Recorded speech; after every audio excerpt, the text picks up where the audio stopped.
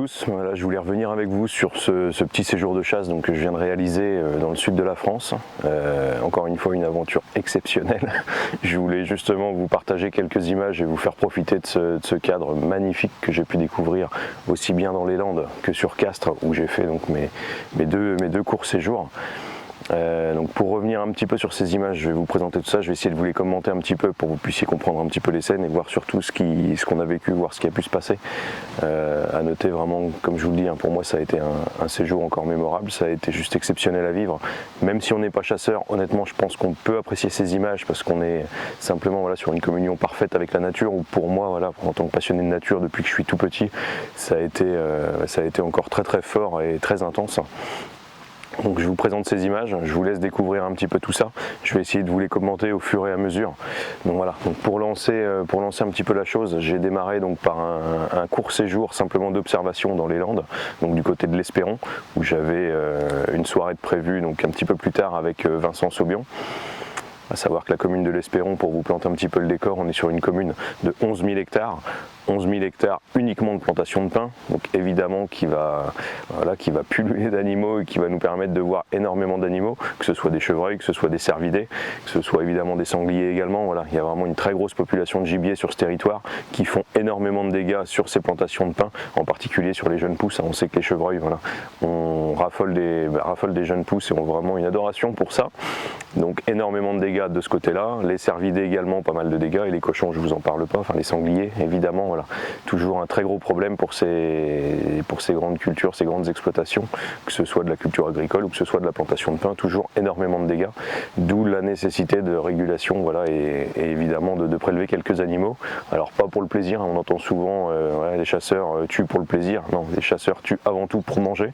J'ai cette fierté de savoir ce que je mets dans l'assiette de mes enfants, et j'ai cette fierté de savoir voilà, comment a grandi les animaux. J'impose aucune condition de vie pitoyable à des animaux de par cette consommation. Donc c'est aussi pour moi voilà, une fierté de savoir ce qui est dans mon assiette, de savoir que ce n'est pas des animaux qui vont avoir grandi dans des bâtiments, qui vont avoir été élevés très peu de temps pour arriver à l'âge adulte et pour être abattus dans des conditions parfois déplorables. Les animaux que je consomme, simplement, c'est des animaux qui ont vécu de manière sauvage, 2, 3, 4, 5 ans, et qui le jour où ils m'auront croisé auront pris une balle, auront un prélèvement net, comme vous pourrez le voir sur les images. Pas d'animaux qui souffrent, rien évidemment, puisque c'est une chasse à l'approche où on place notre balle et où le prélèvement est on ne peut plus net. J'espère évidemment que ces images vous choqueront pas. On va voir évidemment 2-3 animaux morts voilà, sur cette vidéo, puisqu'il s'agit de chasse. Mais voilà, pour moi ça fait aussi partie de la nature, hein. On est carnivore avant tout, on mange de la viande depuis des millions d'années, et la chasse est pour moi un acte des plus normaux. Donc voilà, il faut aussi savoir accepter et surtout assumer notre côté carnivore, hein. On mange de la viande, c'est comme ça. Donc voilà, petit aparté. Donc ce séjour a commencé voilà, sur l'Espéron avec 2 jours d'observation, avec quelques images, voilà, comme vous pouvez le voir, où donc j'ai croisé des chevrettes, un joli petit brocard très prometteur, voilà, un brocard que j'aurais sûrement pas tiré si j'avais eu la carabine, mais très prometteur pour l'avenir puisqu'il a déjà une très belle hauteur sur la tête, c'est un jeune animal hein, mais une très belle hauteur sur la tête. Donc ce beau brocard qui est venu après une chevrette. Donc voilà, d'abord une chevrette qui est venue à la peau. Alors cette à peau d'ailleurs, pour vous le présenter, parce que vous allez entendre pas mal ce bruit sur cette vidéo. Hop, je l'ai ramené pour vous le montrer. Donc la peau, c'est ceci, tout bêtement, ce qu'on appelle un butolo. Donc voilà, ce bruit que vous allez entendre pas mal sur la vidéo, qui est en fait l'imitation du cri du faon, voilà, donc le cri d'un faon en détresse, qui va avoir la faculté donc de faire venir évidemment les chevrettes qui vont venir voir si c'est pas leur petit qui est en détresse, et qui va également faire venir les mâles, puisque les mâles assez opportunistes savent que s'il y a un faon, il y a une femelle pas loin, et en cette période ils ont tendance à souvent chercher les femelles pour faire leur affaire. Donc voilà, ce butolo que vous allez entendre pas mal de fois sur les phases d'approche, alors parfois sur une coupe rase pour voir si on peut faire sortir un animal, parfois pour faire approcher un animal qui serait un petit peu trop loin, et voilà, donc permettre de l'avoir à distance de tir, mais vraiment voilà pour nous un accessoire indispensable que j'utilise aussi énormément en photo, qui me permet de faire venir des animaux très très proches. Et donc voilà, le butolo, c'est ceci que vous allez entendre parfois dans la vidéo. Donc comme je vous le disais, voilà, sur cette phase d'approche, j'ai eu la chance de voir un brocard, une chevrette au préalable également qui est venue sur la zone, donc sur cette coupe rase. J'ai également pu observer une biche à une vingtaine de mètres, un très bel animal, une biche qui devait faire autour de 110 ou 120 kg, vraiment un très bel animal que j'ai pas pu approcher parce que voilà, elle m'a vu avant que je ne la voie et donc j'ai réussi à l'observer quelques secondes, la prendre en photo, j'ai pas pu la filmer, j'ai rien pu faire, là vraiment très rapide. C'est vraiment des animaux qui sont hyper méfiants, qui sont toujours sur leur garde et le moindre mouvement suspect, le moindre bruit, tout de suite ils sont alertés et tout de suite voilà, ils se sauvent, hein, ils partent. Donc voilà, des animaux extrêmement méfiants mais toujours un plaisir de les observer. Et enfin un faon et une chevrette que j'ai vu par la suite, que j'ai pas eu le temps voilà, de vous photographier, de vous filmer, ça a été très bref, mais voilà, quelques animaux déjà d'observer sur cette petite période à l'Espéron. Ensuite j'ai repris la route pour retrouver donc deux amis du côté de Castres, alors à Revel plus exactement, petite commune du Tarn. Donc Revel voilà, qui est la commune de résidence d'un ami qui m'a proposé donc de venir avec lui faire ces deux brocards à l'approche sur une commune voisine, voilà, juste à côté. Ça a commencé donc plutôt mal, voilà, un premier soir où on arrive sur un cadre magnifique, des petites collines, voilà, de la verdure, de la forêt en arrière-plan, un cadre vraiment ouf. Alors voilà, une première phase d'approche sur un secteur où Alex avait repéré un joli brocard, un bel animal qui était souvent sur cette zone. Donc une approche qui a duré une bonne quinzaine de minutes à monter une colline, essayer de redescendre dans la cuvette où se tenait souvent cet animal et arriver donc sur la bosse, sur la colline. On aperçoit le brocard à peu près 200-250 mètres. Donc un animal encore assez loin, j'ai clairement pas l'habitude de faire des tirs longue distance, ça se fait pas du tout chez nous. On tire entre 10 et 50 mètres chez nous, voilà, rarement plus, que ce soit en battu, que ce soit voilà, on tire. Donc ouais, un prélèvement qui pour moi me semblait difficile, j'ai préféré continuer de m'approcher. Donc on a contourné la zone, on a repris le bord de haie pour être un petit peu plus discret, on a contourné la zone sur à peu près 100-150 mètres pour avoir l'animal à peu près 100-115 mètres de nous. Sur un premier animal, honnêtement, je le sentais pas, j'étais pas du tout dedans, et je l'annonce justement à mes deux collègues, hein, je dis voilà, je le sens pas, je suis pas, on va voir, et bon, ils m'encouragent à le faire, ils me disent clairement que c'est faisable, et je sais que c'est faisable, hein, là, c'est clairement ce loupé que vous allez avoir tout de suite, c'est le mien, clairement, j'en suis fier, hein, c'est une belle balle loupée, ma balle passe juste devant le poitrail de l'animal, donc un premier animal que je loupe, voilà, je vous laisse découvrir ces images.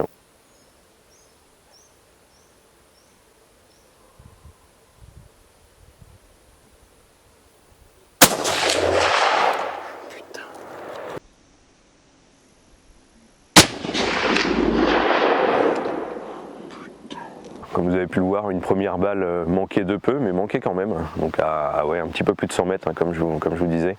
Voilà, un peu de fébrilité, un peu de tremblement également. Premier animal de la saison, voilà, j'étais un peu comme un gamin dans un magasin de jouets, là, un petit peu excité. Et du coup, voilà, première balle loupée pour ma part. Donc l'animal repart dans le bois, repart à la remise. On le laisse, on ne cherche pas voilà, à le retrouver. On quitte ce secteur pour aller attaquer un deuxième secteur où Alex avait repéré également quelques animaux. Alors souvent une chevrette avec son faon, également un joli brocard qui tournait souvent autour. Donc on part sur ce secteur, également un petit peu de marche, voilà. On se gare en bas d'une vallée, un petit peu de marche pour retrouver la zone, pour arriver le plus discrètement possible. Et donc là cette fois arrivé sur zone, on repère deux animaux, alors très loin, on les repère à 500-600 mètres. On voit simplement deux petites taches brunes dans un champ de luzerne assez haut. Du coup on entame une approche, on essaye de se rapprocher au maximum déjà pour définir les animaux, voir si c'est la chevrette avec un faon, voir si c'est chevrette et brocard, voir si c'est des brocards. À 500 mètres, voilà, on n'arrivait pas à les distinguer, la tête était sans arrêt vers le bas en train de manger dans la luzerne, donc voilà, on voyait simplement deux dos. Donc on s'est approché de ces animaux, une approche tout en douceur, on a contourné par une haie, on y a été vraiment très doucement, très progressivement pour s'approcher de ces animaux au plus près, essayer de les distinguer. Le problème, encore une fois, des animaux hyper méfiants, des animaux voilà, qui arrivent à percevoir le moindre bruit, le moindre mouvement, surtout les mouvements, parce que là on était encore à peu près à 170-180 mètres des animaux. Et déjà, ouais, aucune chevrette nous a vu à la jumelle, on a vu que c'était une chevrette qui se bloque, qui nous regarde et qui dure, qui reste plantée comme ça 4-5 minutes, donc une scène assez longue. Donc on reste évidemment immobile, le moindre mouvement aurait pour le coup trahi notre présence. On reste immobile, on attend pendant un bon 5 minutes en statique, en espérant qu'il rebaisse la tête et qu'on puisse continuer notre progression pour voir le deuxième animal, si c'est son fan ou si c'est un brocard, ou potentiellement voir si un brocard tourne sur la zone. Donc on reste statique, on attend, on est patient, une attente qui nous paraît interminable, jusqu'à ce qu'un brocard arrive sur notre gauche. Alors voilà, mon ami qui était derrière, Lucas, nous l'annonce, fait un peu de bruit pour qu'on tourne la tête et qu'on regarde par là. Et donc voilà, je tourne la tête sur ma gauche et je vois un brocard arriver à peu près à 80-90 mètres.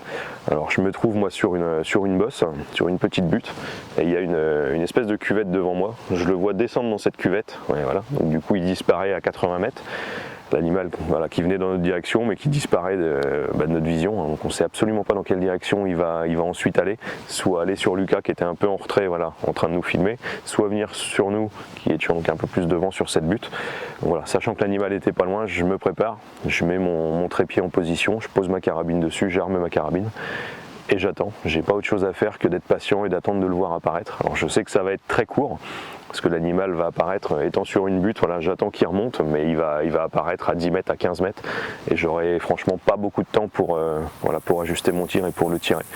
Donc voilà, c'est les images qui vont suivre. On voit l'animal qui apparaît, on voit simplement les bois au début, j'ai eu exactement la même vision, pas avec le même angle, mais donc voilà, simplement les bois qui apparaissent pour me montrer où est l'animal, puis un pas où je vois le haut de la tête, puis enfin un dernier pas où je vois vraiment sa tête et le début de son poitrail, ce qui me permet de lui placer une balle, voilà, très propre, voilà, plein poitrail.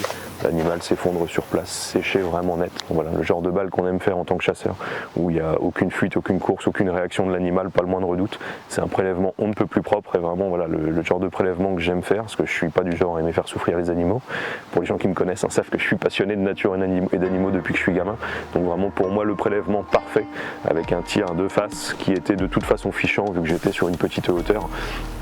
Comme vous pouvez le voir, voilà un superbe animal, un beau 6 qui m'aura fait vibrer là vraiment intensément là, sur cette séquence. Donc voilà, explosion de joie pour moi évidemment, premier animal voilà, sur cette séquence, sur ces jours. Comme un gosse quoi, voilà, ça fait partie des forts moments de chasse qu'on peut vivre dans une saison. Et clairement voilà pour moi un très très beau prélèvement, donc vraiment une grosse fierté d'avoir réussi à approcher cet animal, à le faire venir, enfin voilà, on est entre les deux sur cette séquence, on faisait une approche sur d'autres animaux, c'est celui-là qui est venu sur nous et on a eu la chance de le croiser, donc voilà, une très très belle séquence pour nous.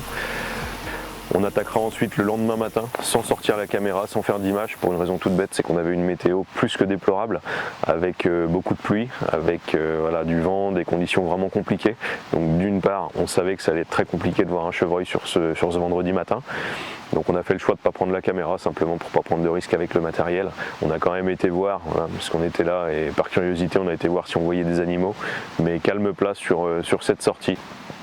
On a rattaqué donc vendredi soir avec donc un coup du soir, pareil, conditions pas terribles, mais des belles approches tout de même. On a aperçu 2-3 animaux, très grande distance, pas de brocard a priori sur ce qu'on a vu à la jumelle. Donc on a approché 2-3 animaux pour essayer de prélever un brocard, mais sans succès. Donc une deuxième soirée qui s'est passée avec quelques images d'approche également, voilà, mais qui s'est passée un peu difficilement.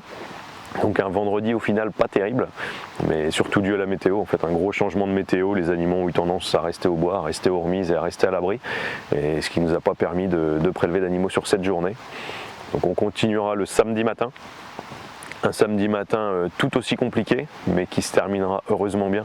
On décide sur ce samedi matin de retourner sur l'animal que j'ai loupé donc le jeudi soir, voilà, parce qu'on sait que c'est un bel animal, alors que de loin on prenait pour un assassin. On avait l'impression qu'il avait vraiment 2 grandes perches, peut-être voilà, peut-être une petite pointe de vent, mais vraiment pas sûr vu la distance. Donc on retourne voir cet animal, des conditions, là, voilà, comme vous pouvez le voir, des conditions d'approche très difficiles. On est dans un brouillard hyper épais, on voit à 25-30 mètres maximum. Donc une approche très compliquée, et surtout on savait très bien que si on trouvait un animal, si on voyait un animal, on n'aurait pas le temps de réagir, on n'aurait pas le temps de voir. Donc sûrement un tir compliqué. Donc là voilà, une approche qui se passe donc sur le même champ, sur le même secteur, là où j'ai loupé le premier animal. Simplement on avait pris la partie gauche le jeudi soir, cette fois on prendra la partie droite en fait, qui est la partie où se trouve l'Armise. Donc voilà, Alex qui connaît très bien le secteur nous énonce un petit peu la chose et nous dit voilà, que l'Armise est plutôt sur la partie droite avec une belle partie de bois, une belle partie en fougère où les animaux se tiennent très régulièrement. Donc on décide de monter la colline, voilà, aller jusqu'à cette partie, jusqu'à cette remise. On s'est posté donc à une trentaine de mètres. Donc en allant sur cette remise, par contre voilà, petite scène qu'on n'a pas filmée, en allant sur la remise on tombe nez à nez sur un petit brocard, donc un brocard de l'année hein, qui avait 7-8 cm sur la tête, donc vraiment un petit animal. On tombe nez à nez sur lui à 15-20 mètres, on est autant surpris que lui. Il fait demi-tour et il part complètement à l'opposé. Donc voilà, pour nous on se dit que cet animal là déjà il est perdu. Bon, de toute façon c'est pas un animal à prélever, voilà, c'est vraiment une première tête, donc un animal voilà, qu'on va laisser pour l'avenir. Et donc lui il part, nous on continue donc notre ascension pour aller sur la colline et chercher donc cette remise. On arrive au bord de la remise. Je pose le trépied, sachant que de toute façon, voilà, s'il devait y avoir un tir, ça serait très certainement ici. Et donc voilà, je me prépare déjà, je pose mon trépied, je pose la carabine sur le trépied en attente. Et voilà, j'attends, donc voilà, pas armé, hein, toujours le compte sécurité enclenché, mais au moins prêt à tirer si quelque chose apparaît dans voilà, dans ces conditions un petit peu apocalyptiques là. Et après une dizaine de minutes d'appel, donc là voilà, le butolo a fait son effet. Après une dizaine de minutes d'appel, on voit une première ombre arriver, donc vraiment à portée de vision, on est à 30-35 mètres, donc vraiment juste en bordure de vision. On a un premier animal qui apparaît et on se rend compte que c'est le petit animal sur lequel on est tombé donc en arrivant sur le secteur. Donc le petit animal avec les 6-7 cm sur la tête là. Premier petit brocard qui passe, donc évidemment on le laisse passer, on le laisse venir à la remise, il s'arrête juste devant la remise à 25 mètres de nous, 25-30 mètres de nous. Il s'arrête, regarde un petit peu son environnement, puis pénètre dans la remise. Donc voilà, on le laisse passer. Et il ne se passe pas une dizaine de secondes avant qu'une deuxième ombre apparaisse derrière. Et là, voilà, on est vraiment scotché de voir les deux animaux si proches, voilà, donc, non pas en conflit, hein, non pas des animaux qui se cherchaient comme souvent on peut voir en période de rut. Là, deux animaux simplement qui se suivent, qui prennent le même chemin. Et donc là, on l'aperçoit, voilà, à une trentaine, 30-35 mètres grand maximum. Vraiment limite de vision, voilà, comme vous pouvez le voir. Alors filmé uniquement avec la GoPro, vu les conditions, j'ai pas voulu sortir la caméra, je pensais sincèrement pas qu'on verrait d'animaux ce matin, et donc on a simplement pris la GoPro au cas où. Du coup pas de possibilité de zoom, on a un animal qui se trouve assez loin, donc vous le distinguez voilà, dans la pénombre. Un animal qu'on laisse avancer un petit peu, voilà, pour bien le distinguer, bien voir voilà, de quel animal il s'agit. Et du coup voilà, après concertation avec mes collègues, on est assez scotché de voir qu'il s'agit du même animal que j'ai loupé donc jeudi soir. Donc ce fameux brocard voilà, qui m'a amené une grosse déception jeudi soir, m'amène là une très grosse joie, puisque je pensais clairement pas voir d'animaux ce matin, et là je le vois à portée évidente de tir, voilà, un animal qui a une trentaine de mètres de moi, dans le brouillard certes. Alors voilà, on connaît les lieux, on sait qu'il y a une vallée derrière, donc le tir sera de toute façon fichant, il n'y a pas de problème au niveau sécurité. Et donc je fais le choix de prélever cet animal, voilà, où j'ai voilà, une petite revanche à prendre aussi sur ce tir loupé du jeudi. Donc comme vous pouvez le voir, voilà, alors chose assez rare, c'est la première fois que j'arrive à le filmer, on arrive à distinguer sur la vidéo la balle qui passe. Je vais essayer de vous le mettre au ralenti, voilà, pour que vous puissiez distinguer. Et donc un animal qui est prélevé alors sur une balle un tout petit peu arrière, puisqu'au moment où j'envoie la balle, en fait, on l'a vu après en zoomant, donc sur la vidéo, l'animal fait une petite impulsion sur l'avant pour refaire un pas, qui me décale ma balle d'une dizaine de centimètres. Au lieu d'être plein sternum, elle est vraiment juste arrière sternum, donc une balle évidemment mortelle également. Et l'animal fera à peine une quinzaine de mètres, voilà, donc de fuite avant de tomber raide. Donc une balle encore quasi parfaite, qui nous permet d'avoir des animaux prélevés proprement et des animaux qui ne vont pas souffrir. Voilà, ce qui reste une priorité pour nous en tant qu'amoureux de ces animaux, hein. C'est une vraie passion qu'on a pour ces animaux, voilà. On en prélève quelques-uns, mais on est vraiment dingue de ces animaux. Un samedi matin qui se conclut plutôt bien malgré ces conditions apocalyptiques, là où on avait vraiment très peu d'espoir de croiser des animaux ce matin, mais ça aura au final payé, et notre persévérance et notre motivation à sortir dans ces conditions aura finalement payé. On termine samedi soir avec une dernière approche pour potentiellement un troisième animal. Voilà. On avait prévu 2 ou 3 animaux. On a dit si vraiment le troisième est un très bel animal, on le prélèvera. On va sur une belle vallée, mais alors une vallée qui est très compliquée à chasser, parce que voilà, alors déjà une vraie vallée très pentue, donc physiquement très dure, avec le peu d'heures de sommeil que nous avions, puisque voilà, sur ces séquences de chasse, en fait, on chassait donc le soir jusqu'à la tombée de la nuit, donc ce qui nous amenait un retour à 11h, 11h30, voilà, temps de rentrer au véhicule, et on réattaquait à 4h30, 5h le lendemain matin, donc voilà, seulement 3-4 heures de sommeil chaque nuit sur ces phases d'approche. Mais on assume, hein. On le fait aussi pour ça, c'est aussi la magie de cette passion, c'est qu'on vit pleinement nos instants et on a des choses qui sont exceptionnelles à vivre. Donc une dernière phase d'approche samedi soir sur des conditions assez compliquées. On arrivera à voir pas mal de chevrettes sur ce secteur. On voit en arrivant en voiture un très beau brocard qu'on espère recroiser, mais malheureusement on ne le reverra pas sur la phase d'approche. On voit 2-3 chevrettes avec des phases différentes. Voilà, donc en particulier cette première chevrette sur une coupe rase où on est sur la hauteur, on appelle au butolo pour essayer de faire sortir un animal et c'est une chevrette qui répond à l'appel. Ensuite on prospecte donc voilà toute la vallée, on descend le chemin. Alors problème de ces chemins en cailloux qui sont extrêmement bruyants, donc voilà très difficile d'approcher des animaux en passant par ces chemins, mais le reste est tellement dense qu'on peut de toute façon pas faire autrement. Donc une approche compliquée, mais on arrive néanmoins à faire une deuxième approche voilà, sur un animal qu'on aperçoit sur une plantation de sapins. On s'arrête, on pose le trépied aussitôt, on n'a pas distingué s'il s'agissait d'une chevrette ou d'un brocard. Un animal qu'on a distingué mais qui nous a simplement entendu, je pense, il nous a pas vu, donc pas un animal très méfiant. On s'arrête, on met simplement le trépied, je me prépare à un éventuel tir et on le fait revenir au butolo. Voilà, et on l'aperçoit donc arriver sur notre droite, entre les sapins, on arrive à capter l'instant, voilà la caméra. Et donc c'est une chevrette qui revient à l'appel, donc c'est une chevrette que nous avions vue, qui évidemment pas de tir. Une belle chevrette, par contre un bel animal hein, qui passe devant nous et qui cette fois nous distingue et repart dans la direction opposée. Donc ça nous aura permis de confirmer que cet animal n'était pas un brocard, donc pas une occasion de tir éventuelle. On continue ensuite sur tout le reste de la coupe. Voilà, encore une phase d'approche une bonne heure d'approche. Donc on aura fait encore 3-4 km d'approche sur cette partie. Et pas un animal malheureusement de tirable, on n'aura pas vu un brocard sur cette soirée, donc voilà, 3-4 chevrettes de vue. On a entendu des brocards qui nous ont entendus, qui sont partis en aboyant et en alertant voilà, autour, mais on n'aura pas d'occasion de tir sur cette séquence. Donc voilà, ça se termine ainsi sur cette zone, donc autour de Revel. Je tiens à remercier encore une fois la société de chasse voilà, qui nous a accueillis sur cette séquence. Évidemment à remercier Alex et Lucas qui ont été mes deux guides sur ce parcours, qui ont été juste exceptionnels. Hein. Alex a fait un repérage des lieux là, juste au top. Donc merci à vous les gars, hâte d'être à l'année prochaine pour venir refaire ce petit séjour. Et donc j'ai repris la route le lendemain matin, donc voilà, terminé pour Revel, retour à l'Espéron, donc sur ce secteur des Landes que j'affectionne particulièrement, que je visite chaque année maintenant avec des collègues chasseurs, et je tiens à remercier d'ailleurs DJ hein, qui m'a fait découvrir ce secteur donc sur des chasses en battu l'hiver, où on va donc chaque hiver faire des battues au chevreuil, et c'était là la première fois que j'allais sur ce secteur donc seul pour une chasse à l'approche. Donc j'ai appelé Vincent Saubion, donc qui est un des trackers de la société de chasse, donc je connais maintenant voilà, que je vois chaque année là-bas. Vincent avec qui on fera une vraie vidéo sur la track, sur la chasse en battu, et j'essaierai de le suivre parce que c'est un vrai marathonien dans la track, c'est un vrai dingue physiquement, mais j'essaierai de le suivre pour vous proposer des images et aller à sa rencontre. Néanmoins cette fois on va, alors une grande première pour lui, hein. Ça fait 24 ans qu'il chasse à l'Espéron, il avait jusque là jamais fait d'approche au chevreuil comme ça, c'était pas sa chasse, il ne l'avait jamais découverte, et il a accepté de venir le faire avec moi pour découvrir cette chasse et pour qu'on partage ça ensemble. Voilà. Donc comme je vous l'ai dit au début, voilà, une commune de 11 000 hectares, des pins partout, un biotope vraiment dense, vraiment épais, donc très difficile de trouver les animaux et de faire les animaux dans ces conditions. Néanmoins on arrivera, donc voilà, à peine parti, à peine lancé dans cette plantation de pins, on tombera sur une première biche. Donc voilà, évidemment qu'on ne tirera pas, hein. On est là sur une très belle biche, mais qui est toujours appréciable à voir. Alors là filmé uniquement avec la GoPro, et du coup ouais, on la distingue très difficilement, mais on aura nous en tout cas eu la chance de le voir. Ensuite une première heure, donc voilà, ça c'était juste en partant du véhicule, après 15-20 minutes.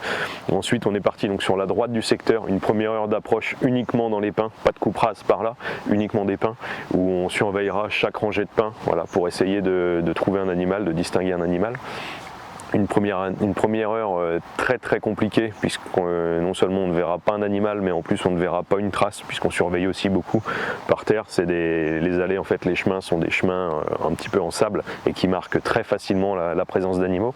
Et là, en l'occurrence, une première heure très difficile où on aura vraiment très peu de marques d'animaux, très peu d'activité. Donc un petit peu inquiet là sur la suite des événements. Néanmoins, on continue notre prospection. On repart donc sur la gauche sur 2 coupes rases qui ont été faites l'année précédente, donc des coupes où on va retrouver simplement des petites plantations, pas mal de fougères, pas mal de verdure, mais voilà, seulement des petits pins qui nous permettra de voir éventuellement de loin les animaux. Donc une première éclaircie où on s'arrêtera pour appeler au butolo, voir si on arrive à faire sortir quelques animaux. Et c'est une fois de plus une chevrette qui va répondre aux appels, hein. Donc une chevrette qui vient une première fois, une cinquantaine de mètres, qui nous aperçoit, qui a un doute, qui fait demi-tour. J'arrive à l'arrêter au butolo, à lui faire demi-tour et à revenir, et elle nous passe au final une trentaine de mètres devant nous pour nous contourner et partir sur notre droite. On continuera ensuite sur une deuxième coupe. Donc voilà, on arrive à l'angle d'une coupe rase, une coupe qui fait un hectare et demi, 2 hectares peut-être, donc pas une très grande coupe, mais une coupe assez claire qui nous permettra de voir des animaux, avec une partie par contre sur la gauche où j'ai des habitations où je ne pourrai de toute façon pas tirer. Donc il y a des habitations qui se trouvent à 300-400 mètres derrière les pins. Donc par sécurité, voilà, Vincent me dit tu tires uniquement sur cette partie où là on est uniquement sur une partie de vallée qui remonte, où il n'y aura pas de risque, où le tir sera de toute façon fichant. Donc uniquement sur cette partie. Donc on fait la même opération, voilà, je pose le trépied et je commence à appeler au butolo. Donc voilà, j'appelle une bonne dizaine de minutes avant d'avoir une réaction. On commençait à réfléchir à aller sur la dernière coupe qui nous attendait, une dernière coupe rase sur cette zone, puisqu'il nous reste à peu près 3/4 d'heure de chasse au moment où on se parle. Et donc voilà, je continue d'appeler, encore 2-3 appels avant de replier le matériel, et je vois un mouvement juste en sortie de pin, donc voilà, devant moi à peu près 150 mètres. Je vois quelque chose bouger, quelque chose passer, sans le distinguer. Donc j'annonce à Vincent, il y a quelque chose qui arrive, qui bouge là-bas. Je continue à appeler au butolo pour continuer à faire venir cet animal. J'aperçois entre les sapins une chevrette passer à peu près à 120-130 mètres, une chevrette qui passe, et j'aperçois quelque chose baisser derrière, donc j'imagine être son faon. Donc je me dis voilà, une chevrette et un faon qui arrivent. Je continue d'appeler pour confirmer, et donc la chevrette passe dans les petits sapins, je la vois plus, et elle réapparaît à une quarantaine de mètres face à moi, où elle nous distingue tout de suite, je la vois, et là je vois derrière un brocard. En fait c'était pas un faon qui était baissé derrière, mais un brocard qui suivait cette chevrette. On est en période de rut, il n'est pas là par hasard, donc un brocard qui était vraiment derrière les fesses de la chevrette. Je les laisse passer devant moi. Quand je vois le brocard de face, je vois simplement un brocard avec 2 petites pointes, donc qui nous sous-entend un jeune animal, un animal de l'année ou un animal qui a 2 ans. Donc je fais le choix dans un premier temps de ne pas le tirer, le voyant comme ceci. Je le vois passer, et au moment où il passe devant moi, en fait, je l'ai dans la lunette, et j'aperçois donc sur les bois de face, je voyais simplement 2 pointes, et quand je le vois de profil, j'aperçois donc une pointe, mais je vois également un ergot derrière, mais un gros ergot assez épais, qui me signifie c'est pas un jeune de l'année, hein, c'est pas un jeune brocard, c'est un beau brocard, mais qui a eu visiblement un problème avec ses bois. Donc voilà, les 2 bois sont cassés. Alors j'ai un moment de doute, j'essaye de comprendre pourquoi l'animal est comme ça, ce qui a pu se passer, si c'est un très vieil animal qui ravale, et simplement, alors les animaux qui ravalent, ce qu'on appelle un brocard ravalant, c'est un vieil animal qui n'a plus ses bois, qui n'a plus les bois au plus fort de sa forme, mais qui a des bois qui poussent tout de même, mais qui ont tendance à être un peu atrophiés, un peu moins splendides. Et du coup c'est souvent aussi des animaux à prélever, puisqu'on est sur des vieux animaux, et c'est l'avantage de ce tir d'été, c'est qu'on peut aussi choisir les animaux qu'on va prélever. Donc voilà, tirer des animaux qui seraient potentiellement blessés, voilà, un animal boiteux qui aurait pris un coup de voiture ou qui aurait eu un accident de chasse la saison précédente. Donc voilà, potentiellement tirer un animal comme ça, ce qu'on appelle en tir sanitaire, ou un animal qui serait blessé d'une autre des manières. Prélever également des vieux animaux, qui nous permet de faire de la place aussi aux jeunes sur le territoire, puisque des vieux animaux ont tendance à être très territoriaux, à tenir énormément de chevrettes et à continuer de se reproduire potentiellement avec des chevrettes qui sont en fait ces petites, qui sont des chevrettes, des filles des années précédentes, et qui engendrent aussi de la consanguinité sur les territoires. Donc voilà, un brocard très longtemps sur un territoire peut nous amener de la consanguinité et peut être du coup moins bénéfique pour les animaux. Néanmoins, je fais le choix dans un deuxième temps de prélever cet animal, alors aussi pour comprendre, voilà, pour voir ce qu'il en est de ces bois. Si c'est un animal ravalant, et auquel cas ça serait un excellent tir, puisque ça serait un très vieil animal et donc qui peut être prélevé, voilà, pour laisser la place aux plus jeunes. Et si c'est un accident, et bien voilà, ça reste un bel animal, ça reste un trophée atypique. On ne voit pas souvent des chevreuils avec des bois cassés de manière exactement pareille, voilà, comme ça. Donc dans tous les cas, ça sera un tir intéressant. Donc je fais le choix de le tirer au moment où il repart. Donc il repart, j'ai pas d'occasion de tir, d'abord de derrière, donc on ne tire pas un animal, voilà, comme ça. Ensuite il fait le tour, il repasse devant moi, pas d'arrêt, donc voilà, à l'approche on ne tire pas un animal à la course, on essaye de privilégier des belles balles et des balles bien placées, voilà, au défaut de l'épaule pour que les animaux soient tués net et proprement. Donc je le laisse passer, il nous recontourne, en fait la chevrette qui elle nous a vu, autant le brocard est focalisé lui sur la chevrette, mais la chevrette nous a vu, donc voilà, elle nous recontourne, elle passe à une vingtaine de mètres pour reprendre derrière et passer à 40-45 mètres où là le brocard me donnera une occasion de tir. Il s'arrête juste derrière un sapin et il me donne 3-4 secondes de statique où je peux ajuster donc ma lunette, ajuster ma balle et le prélever proprement, où l'animal tombe, voilà, séché sur le coup. Et du coup la chevrette elle repart, voilà, repart loin de ce mâle qui l'oppressait un petit peu. Un séjour qui se terminera pour moi sur ce prélèvement, un très bel instant de partage avec Vincent, voilà, qu'on a l'habitude de voir de notre côté en battu. J'aurais été vraiment ravi de lui faire découvrir cette chasse à l'approche qu'il ne connaissait pas malgré ses 24 années d'expérience de chasse. Il n'avait jamais pratiqué cette chasse, donc je suis vraiment ravi d'avoir partagé ça avec lui, de lui avoir fait découvrir ceci. Et visiblement il a vraiment apprécié puisqu'il y est retourné là depuis qu'on a tourné cette séquence. Donc vraiment un vrai plaisir pour moi d'avoir partagé ça avec Vincent. Je vous amènerai à sa rencontre comme je vous l'ai dit, voilà, cet hiver. Là on va refaire quelques vidéos de pêche pour laisser passer l'arrière-saison et vous emmener surtout voir quelques vidéos de pêche, en particulier de pêche au bar puisqu'on arrive à la très bonne période. Mais je vous ramènerai à l'Espéron au mois de novembre pour aller découvrir la chasse en battu avec lui. J'essaierai de le suivre dans la traque, c'est pas gagné parce que voilà, je sais à quel rythme il va dans la traque et je sais que ça va pas être une mince affaire pour moi. Mais je vous emmènerai à sa rencontre, voir sa vision de la chasse, sa vision de la traque et surtout il nous raconte, je l'espère, son histoire qui est juste exceptionnelle.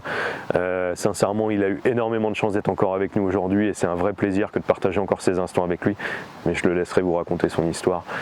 Je vous souhaite à tous une très bonne journée, je vous dis à très bientôt pour des vidéos de pêche ou des vidéos de chasse. Dans tous les cas, profitez de ces instants. À très bientôt.